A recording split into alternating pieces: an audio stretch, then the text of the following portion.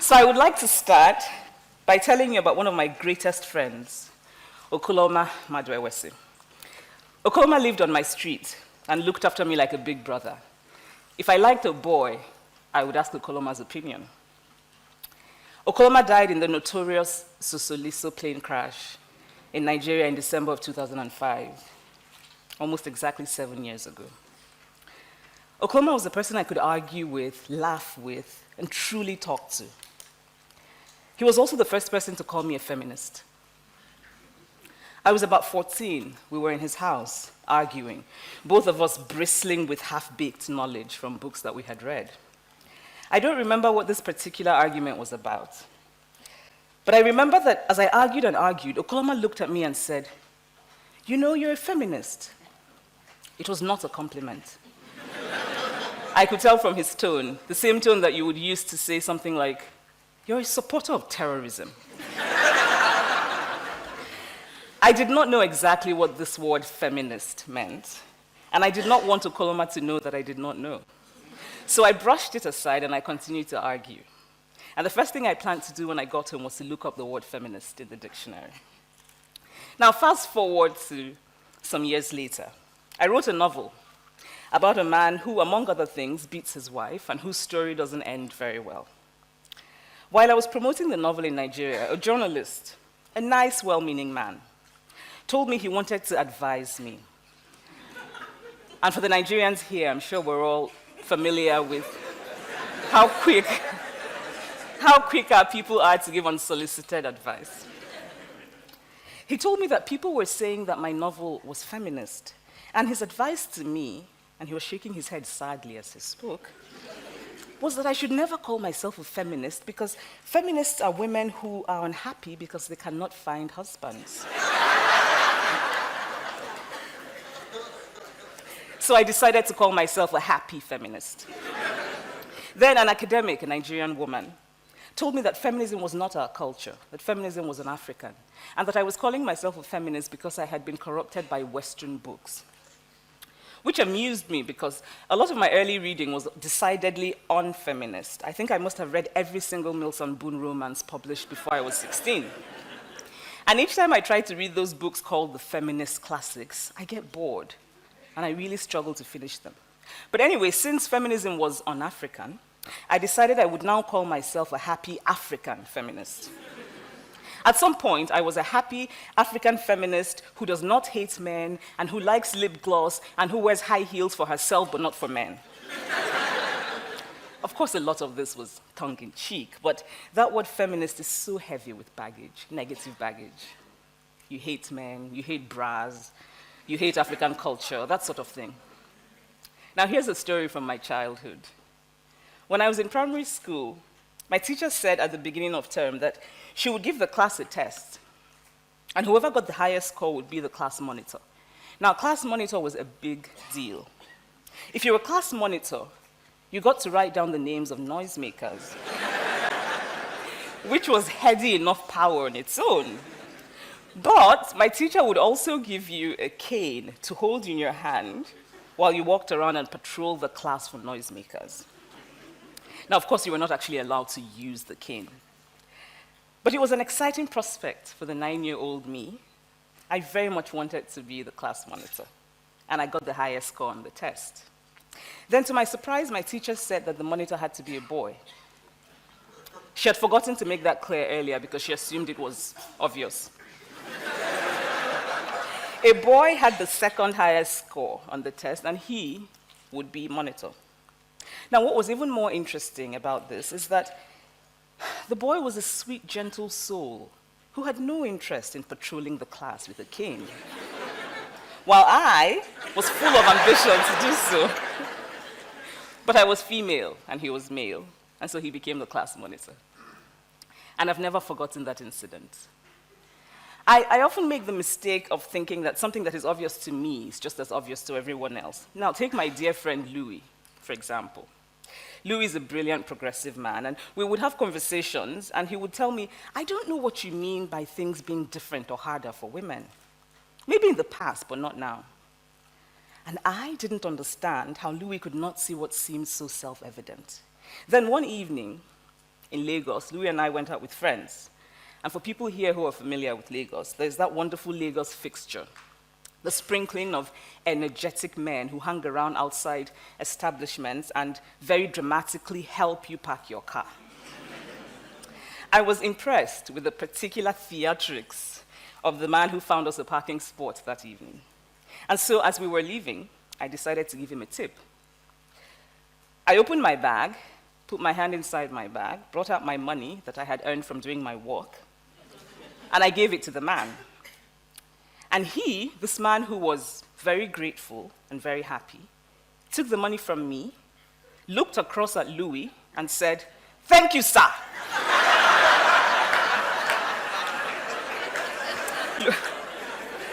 Louis looked at me, surprised, and asked, "Why is he thanking me? I didn't give him the money."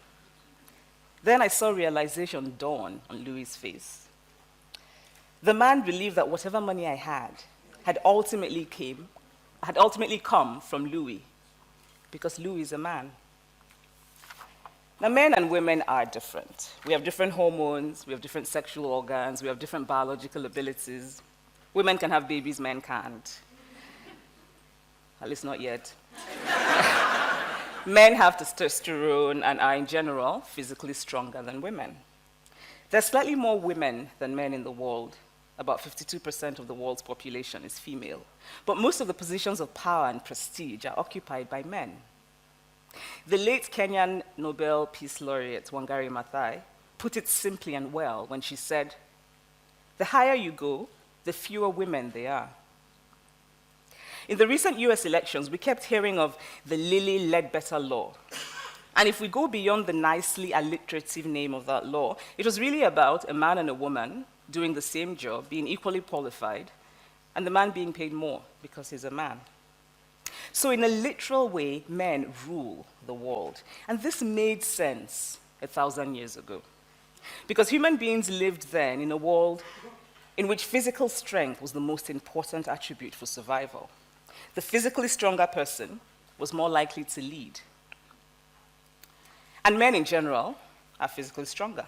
Of course, there are many exceptions. But today we live in a vastly different world.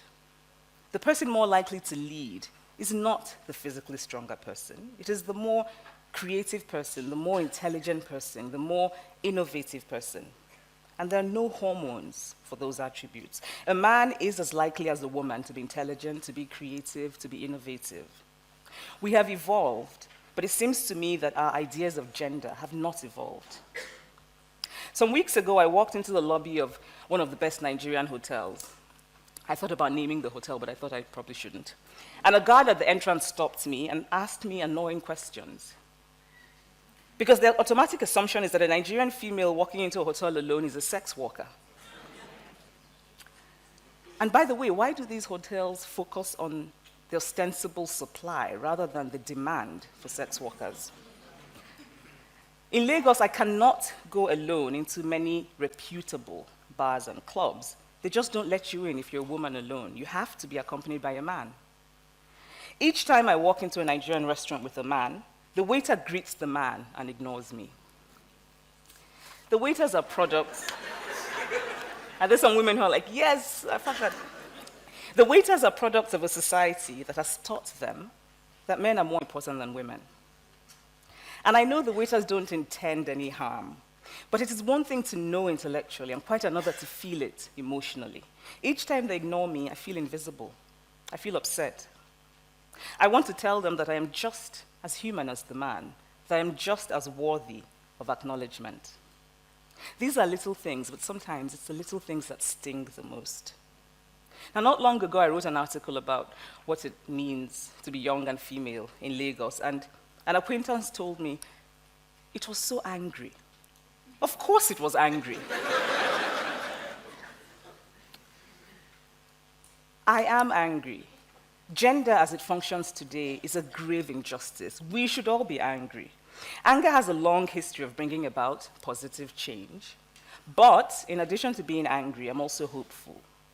Because I believe deeply in the ability of human beings to make and remake themselves for the better. Gender matters everywhere in the world, but I want to focus on Nigeria and on Africa in general, because it is where I know and because it is where my heart is. And I would like today to ask that we begin to dream about and plan for a different world, a fairer world. A world of happier men and happier women who are truer to themselves. And this is how to start. We must raise our daughters differently. We must also raise our sons differently. We do a great disservice to boys in how we raise them. We stifle the humanity of boys. We define masculinity in a very narrow way. Masculinity becomes this hard, small cage, and we put boys inside the cage. We teach boys to be afraid of fear. We teach boys to be afraid of weakness, of vulnerability. We teach them to mask their true selves because they have to be, in Nigeria speak, hard man. In secondary school, a boy and a girl, both of them teenagers, both of them with the same amount of pocket money, would go out and the boy would be expected always to pay to prove his masculinity. And yet we wonder why boys are more likely to steal money from their parents. What if both boys and girls were raised not to link masculinity with money? What if the attitude was not, the boy has to pay, but rather, whoever has more should pay?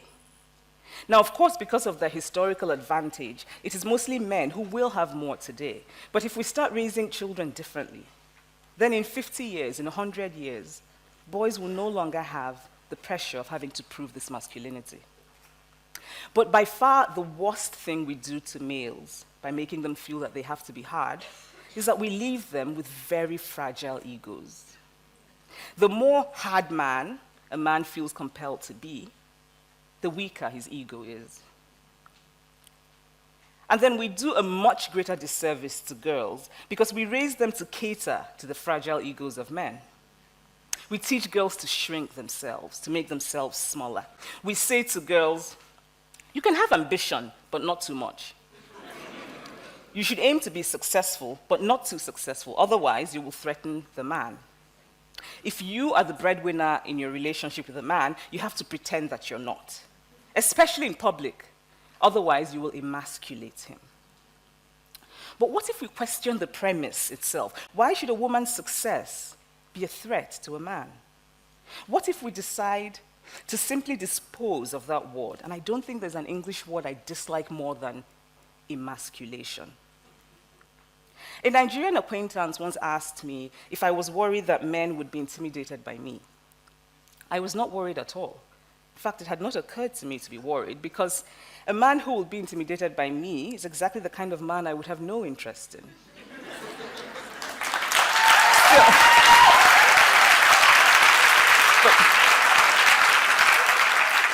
But still, I was really struck by this.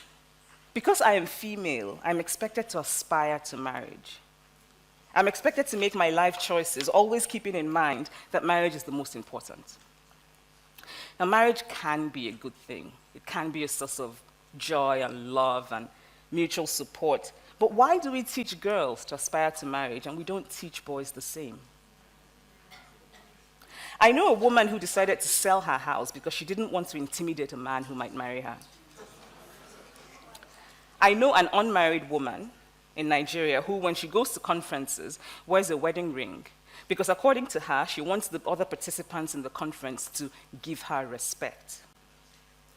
I know young women who are under so much pressure from family, from friends, even from work, to get married, and they're pushed to make terrible choices. A woman at a certain age who is unmarried, our society teaches her to see it as a deep personal failure.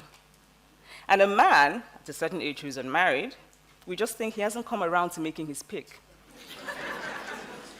It's easy for us to say, oh, but women can just say no to all of this. But the reality is more difficult and more complex. We're all social beings. We internalize ideas from our socialization. Even the language we use in talking about marriage and relationships illustrates this. The language of marriage is often a language of ownership rather than a language of partnership. We use the word respect to mean something a woman shows a man, but often not something a man shows a woman.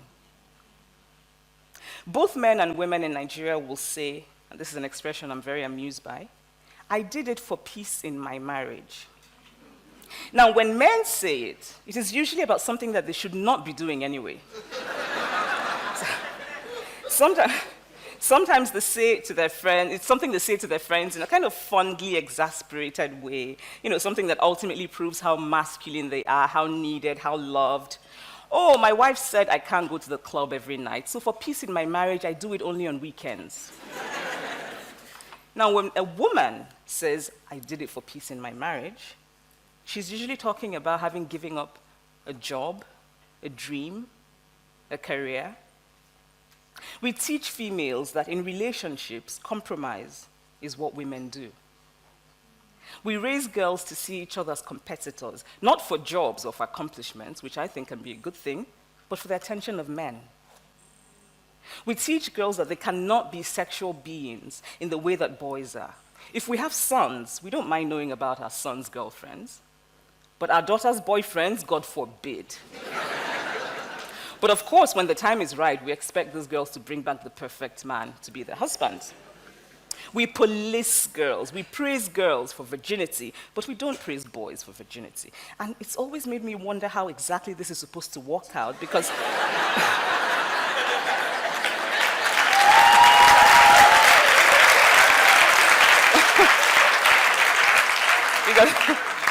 the loss of virginity is usually a process that involves people. Recently, a young woman was gang raped in a university in Nigeria. I think some of us know about that. And the response of many young Nigerians, both male and female, was something along the lines of this. Yes, rape is wrong, but what is a girl doing in a room with 4 boys? Now, if we can forget the horrible inhumanity of that response, these Nigerians have been raised to think of women as inherently guilty. And they've been raised to expect so little of men that the idea of men as savage beings without any control is somehow acceptable. We teach girls shame. Close your legs, cover yourself. We make them feel as though by being born female, they're already guilty of something. And so girls grow up to be women who cannot say they have desire. They grow up to be women who silence themselves. They grow up to be women who cannot say what they truly think. And they grow up, and this is the worst thing we do to girls, they grow up to be women who have turned pretense into an art form.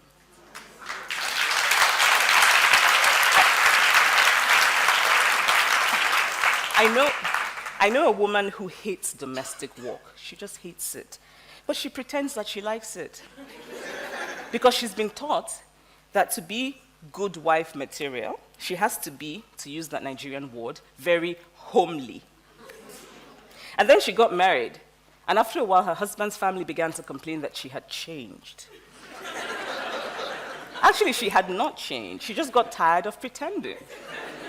The problem with gender is that it prescribes how we should be, rather than recognizing how we are. Now imagine how much happier we would be, how much freer to be our true individual selves if we didn't have the weight of gender expectations. Boys and girls are undeniably different, biologically, but socialization exaggerates the differences, and then it becomes a self-fulfilling process. Now take cooking, for example. Today, women in general are more likely to do the housework than men, the cooking and cleaning. But why is that? Is it because women are born with a cooking gene? Or because over years they have been socialized to see cooking as their role? Actually, I was going to say that maybe women are born with a cooking gene, until I remembered that the majority of the famous cooks in the world, who we give the fancy title of chefs, are men. I used to look at my grandmother, who was a brilliant, brilliant woman, and wonder how she would have been if she had the same opportunities as men when she was growing up. Now today, there are many more opportunities for women than there were during my grandmother's time, because of changes in policy, changes in law, all of which are very important. But what matters even more is our attitude, our mindset, what we believe and what we value about gender. What if, in raising children, we focus on ability instead of gender? What if in raising children, we focus on interest instead of gender. I know a family who have a son and a daughter, both of whom are brilliant at school, who are wonderful, lovely children. When the boy is hungry, the parents say to the girl, "Go and cook Indomie noodles for your brother." Now, the girl doesn't particularly like to cook Indomie noodles, but she's a girl, and so she has to. Now, what if the parents, from the beginning, taught both the boy and the girl to cook Indomie? Cooking, by the way, is a very useful skill for a boy to have. I've never thought it made sense to leave such a crucial thing, the ability to nourish oneself, in the hands of others.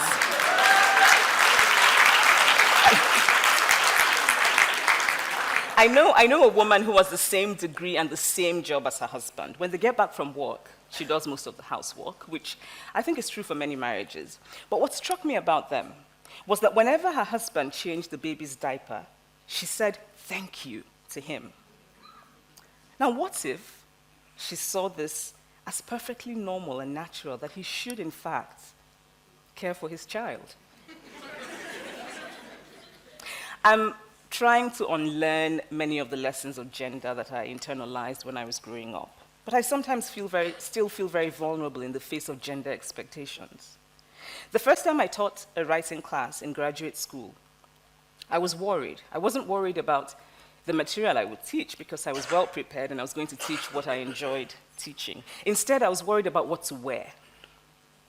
I wanted to be taken seriously. I knew that because I was female, I would automatically have to prove my worth. And I was worried that if I looked too feminine, I would not be taken seriously. I really wanted to wear my shiny lip gloss and my girly skirt, but I decided not to. Instead, I wore a very serious, very manly, and very ugly suit. Because the sad truth is that when it comes to appearance, we start off with men as the standard, as the norm. If a man is getting ready for a business meeting, he doesn't worry about looking too masculine and therefore not being taken for granted. If a woman is getting ready for a business meeting, she has to worry about looking too feminine and what it says and whether or not she will be taken for granted, whether or not she will be taken seriously. I wish I had not worn that ugly suit that day. I've actually banished it from my closet, by the way. Had I then the confidence that I have now to be myself, my students would have benefited even more from my teaching because I would have been more comfortable and more fully and more truly myself. I have chosen to no longer be apologetic for my femaleness and for my femininity.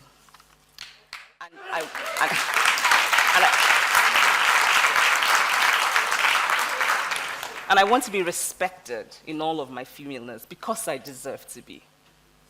Gender is not an easy conversation to have. For both men and women, to bring up gender is sometimes to encounter an almost immediate resistance. I can imagine some people here actually thinking, women too do self. Some of the men here might be thinking, okay, all of this is interesting, but I don't think like that. And that is part of the problem. That many men do not actively think about gender or notice gender is part of the problem of gender. That many men say, like my friend Louis, that everything is fine now. And that many men do nothing to change it. If you are a man and you walk into a restaurant with a woman and the waiter greets only you, does it occur to you to ask the waiter, why haven't you greeted her? Because gender can be...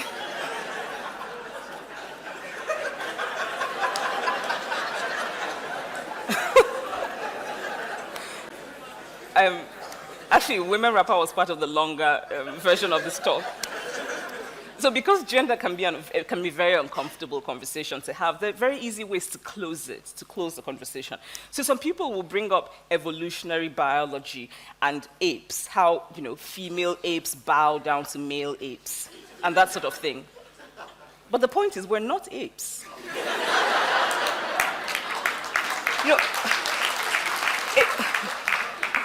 Apes also live on trees and have earthworms for breakfast, and we don't. Some people will say, well, poor men also have a hard time. And this is true.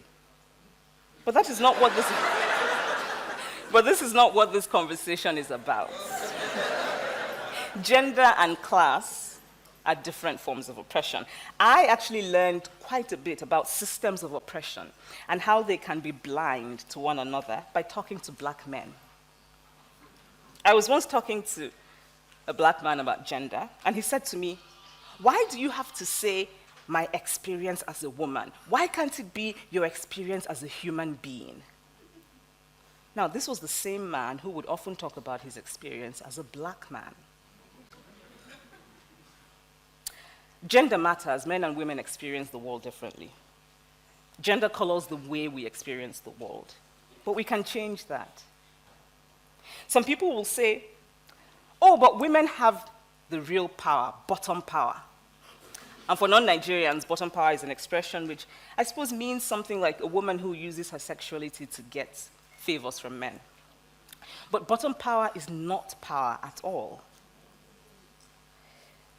Bottom power means that a woman simply has a good route to tap into from time to time, somebody else's power.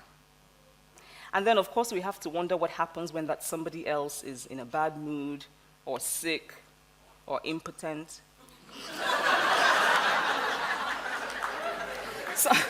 Some people will say that a woman being subordinate to a man is our culture. But culture is constantly changing. I have beautiful twin nieces who are 15 and live in Lagos. If they had been born 100 years ago, they would have been taken away and killed, because it was our culture, it was Igbo culture to kill twins. So what is the point of culture? I mean, there's the decorative, the dancing, but also culture really is about preservation and continuity of a people. In my family, I am the child who is most interested in the story of who we are, in our traditions, in the knowledge of ancestral lands. My brothers are not as interested as I am, but I cannot participate. I cannot go to Munnan meetings. I cannot have a say because I am female. Culture does not make people. People make culture. So if it is in fact true, So if it is in fact true that the full humanity of women is not our culture, then we must make it our culture. I think very often of my dear friend, Okoloma Madoewesi. May he and all the others who passed away in that Sosoliso crash continue to rest in peace. He will always be remembered by those of us who loved him. And he was right that day many years ago when he called me a feminist. I am a feminist. And when I looked up the word in the dictionary that day, this is what it said. Feminist, a person who believes in the social, political, and economic equality of the sexes. My great-grandmother, from the stories I've heard, was a feminist.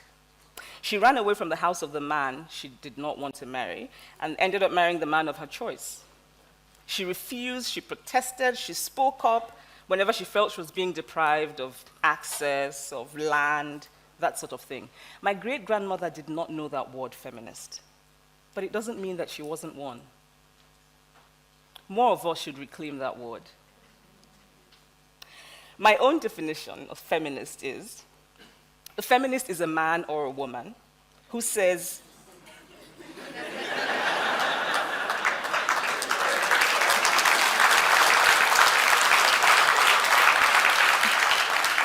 a feminist is a man or a woman who says, yes, there's a problem with gender as it is today, and we must fix it. We must do better. The best feminist I know is my brother, Kene. He's also a kind, good-looking, lovely man, and he's very masculine. Thank you.